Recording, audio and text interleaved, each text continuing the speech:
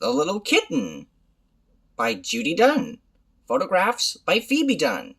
Narrated by me. I haven't read the story in a while. Let's begin now. Jenny's cat was restless. It was time for her kittens to be born. She looked in the barn for a comfortable spot to have her kittens, but the straw was much too scratchy.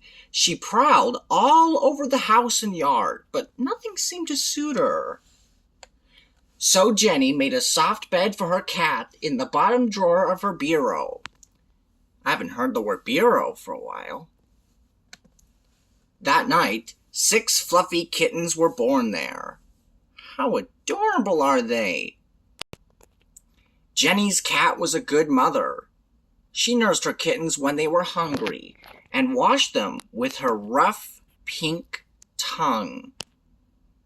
At first, the kittens seemed to sleep all day, but in a few weeks, they were tumbling all over one another.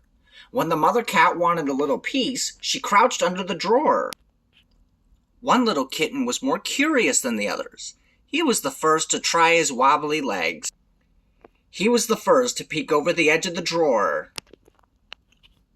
And he was the first to climb out of the bureau. Plop! He fell to the floor, but Jenny found him and scooped him up before he had a chance to get into trouble.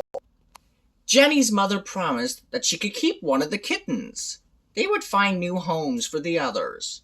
Jenny loved every one of the kittens, but she loved the curious kitten most of all. "You're my favorite," she said to the kitten. "Meow," the kitten answered softly.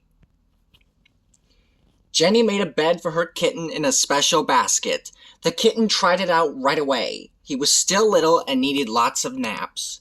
When he woke up, he was ready to go exploring. The curious kitten scampered through the house. He found Father's sneakers and tried to squeeze inside. But already, he was too big to fit. The kitten was growing very fast.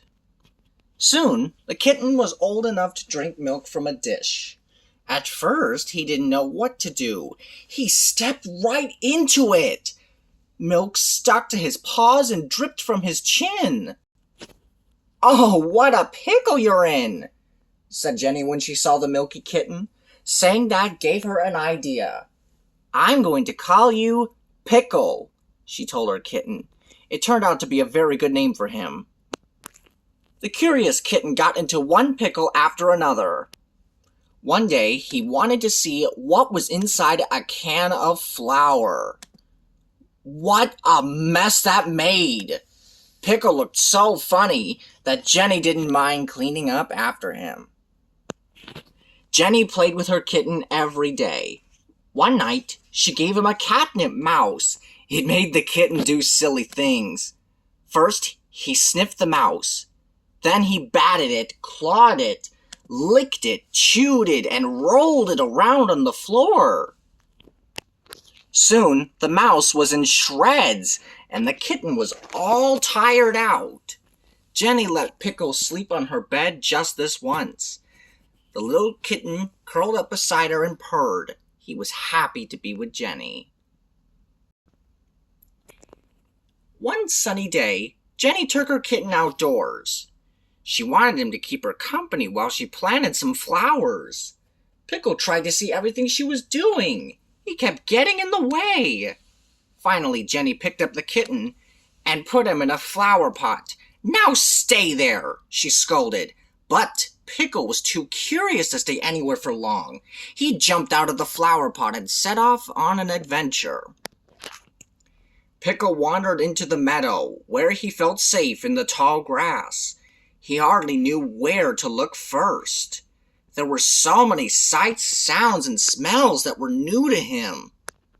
He discovered a turtle sunning itself on a rock, a praying mantis waiting to catch an insect for lunch, and 2 baby squirrels climbing a tree and chattering to each other. A baby rabbit was hiding under a mushroom. The rabbit sat very still and hoped the kitten wouldn't notice him. Wild strawberries grew in the meadow. So did lots of flowers. The kitten watched a caterpillar inch up the stem of a Queen Anne's lace. That's the name of this flower. Beyond the meadow, Pickle wandered onto a woodpile. He found lots of hiding places in it. Then he tried to squeeze into an empty woodchuck hole, but he got stuck halfway. Meow! Meow! He cried. Jenny finally heard him and came to his rescue. Please don't get into any more trouble, she begged. After that, she held her kitten very close whenever she took him outdoors. Pickle liked Jenny's attention, but he liked to explore even better. It wasn't long before he slipped away again. This time he practiced walking on the orchard fence. He had a good sense of balance, so he didn't fall once. Then Pickle scrambled up an apple tree. Climbing up was easy, but he was too frightened to climb back down. Meow! He called. Meow! Oh, Pickle! You're in a pickle again! Said Jenny when she found him. She dragged the box out to the tree and gently helped the little kitten down. Now don't go off again, said Jenny. Pickle snuggled up to her and purred. He seemed to be saying that he'd had enough exploring. But the very next day, Pickle was off again. Jenny took him to a birthday party, and when the children weren't watching, Pickle wandered away. They finally found him snoozing in the doghouse. What am I going to do with you? Jenny asked her kitten. Suddenly, she had an idea. Now you can't hide from me, Pickle! What a great idea. The end.